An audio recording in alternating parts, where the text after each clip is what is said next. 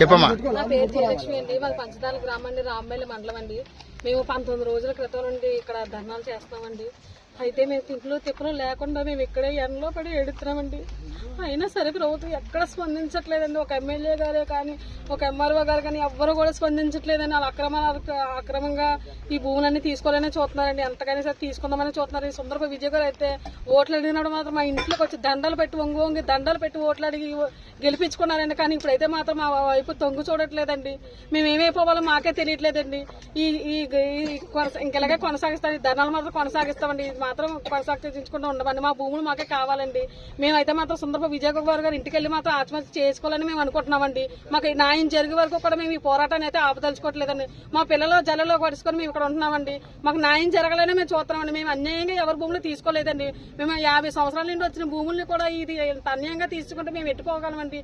ఈ ప్రభుత్వం న్యాయం చేయాలండి మా పట్ల మాత్రం. మేము ఎంతగానో ఏడుతున్నామండి. మా పిల్లల పల్లెలో కలిసి ఇక్కడే ఏడుతున్నామండి.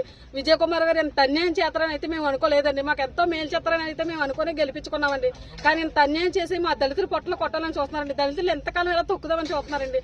మమ్మల్ని దళితులు వెలుగులోకి రానివరా. ఇంకా దళితులు ఇలాగే చేస్తారు. మీరు ఎక్కడెక్కడ దళితులు ఉన్నా సరే మేమందరం ఏకమై సుందరపు విజయ్ కుమార్ గారి ఇంటికి వచ్చి మేము ఆత్మహత్య చేసుకుంటామని మేము అందరి ముందు మేము ప్రమాణం చేస్తామండి. మేము ఎక్కడ మాత్రం వదలమండి.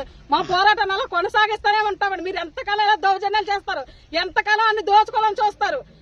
ఎమ్మెల్యే గారు మీరు మాత్రం మాకు స్పందించకపోతే మేము ఇంటి ముందే ఆత్మహత్య చేసుకుంటామని మేము మాత్రం చెప్తున్నామని ఖండిస్తున్నామండి. మేము మాత్రం ఖచ్చితంగా చెప్తున్నామండి. మీ ప్రభుత్వం వారు కూడా మీరు మాకు సహకరించాలండి.